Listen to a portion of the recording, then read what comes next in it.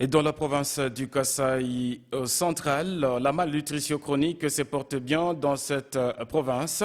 Selon la dernière enquête menée dans cette partie du pays sur financement du Padrir, Soto avoisinerait le 38%, une prévalence inquiétante, d'autant plus que ce sont des enfants en âge scolaire et les femmes enceintes qui sont les plus affectées. Et pour améliorer la situation, les programmes d'appui au développement rural inclusif et résilient à Padrir outille les acteurs impliqués dans la lutte contre cette maladie.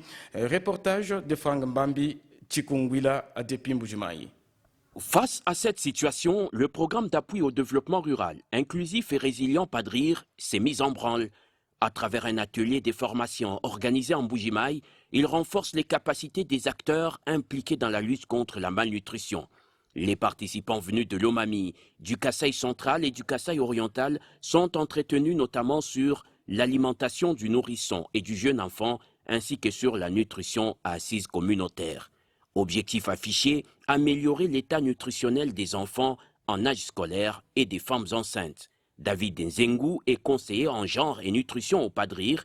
Il revient sur les causes de ce taux alarmant de malnutrition chronique au Kasaï oriental. À ce jour, il y a des mauvaises pratiques nutritionnelles qui sont pratiquées dans le ménage. Il y a aussi le surcharge de la femme qui fait que la femme puisse aussi négliger la nutrition de l'enfant et aussi l'éducation aussi de son enfant. À cause de tout cela, mauvaises pratiques nutritionnelles et le surcharge aussi de la femme, cela fait qu'il y ait un problème nutritionnel dans notre zone d'intervention. L'objectif poursuivi, c'est parvenir à réduire la prévalence de la malnutrition dans notre zone d'intervention parce que la situation maintenant est alarmante. De son côté, Vanessa Chimpaka, l'une des facilitatrices de la formation, reste persuadée que les compétences acquises par le formateur provinciaux devraient leur permettre de jouer valablement leur rôle sur terrain. Après la formation du noyau provincial, il y aura aussi la formation des prestataires au niveau de chaque zone de santé. Et une fois les prestataires de chaque zone de santé seront formés, ils vont aussi former les organes de participation communautaire. Et après toute